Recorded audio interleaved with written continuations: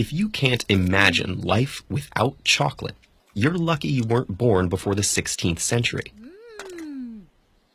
Until then, chocolate only existed in Mesoamerica, in a form quite different from what we know.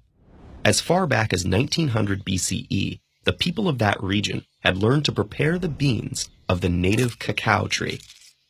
The earliest records tell us the beans were ground and mixed with cornmeal and chili peppers to create a drink, not a relaxing cup of hot cocoa, but a bitter, invigorating concoction, frothing with foam. And if you thought we make a big deal about chocolate today, the Mesoamericans had us beat. They believed that cacao was a heavenly food gifted to humans by a feathered serpent god, known to the Maya as Kukulkan, and to the Aztecs as Quetzalcoatl. Aztecs used cacao beans as currency and drank chocolate at royal feasts, gave it to soldiers as a reward for success in battle, and used it in rituals. The first transatlantic chocolate encounter occurred in 1519, when Hernán Cortés visited the court of Montezuma at Tenochtitlan. As recorded by Cortés' lieutenant, the king had 50 jugs of the drink brought out and poured into golden cups. When the colonists returned with shipments of the strange new bean, missionaries' salacious accounts of native customs gave it a reputation as an aphrodisiac. At first, its bitter taste made it suitable as a medicine for ailments like upset stomachs. But sweetening it with honey, sugar, or vanilla quickly made chocolate a popular delicacy in the Spanish court. And soon, no aristocratic home was complete without dedicated chocolateware. The fashionable drink was difficult and time-consuming to produce on a large scale. That involved using plantations and imported slave labor in the Caribbean and on islands off the coast of Africa. The world of chocolate would change forever in 1828 with the introduction of the cocoa press by Conrad van Houten of Amsterdam.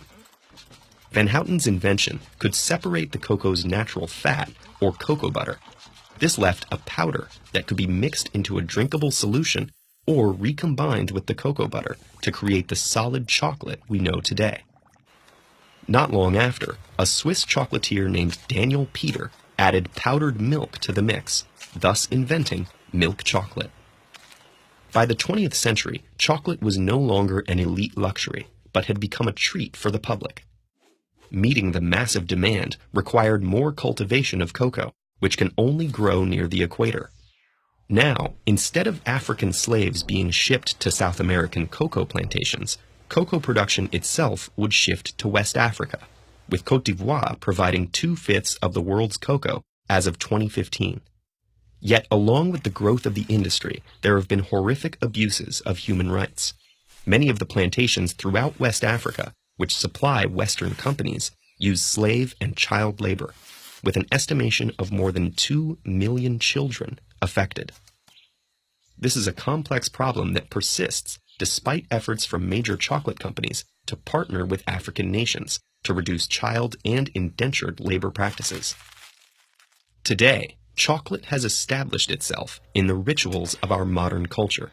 Due to its colonial association with native cultures, combined with the power of advertising, chocolate retains an aura of something sensual, decadent, and forbidden.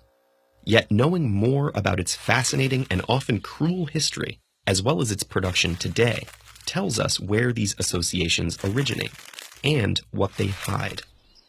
So as you unwrap your next bar of chocolate, take a moment to consider that not everything about chocolate is sweet.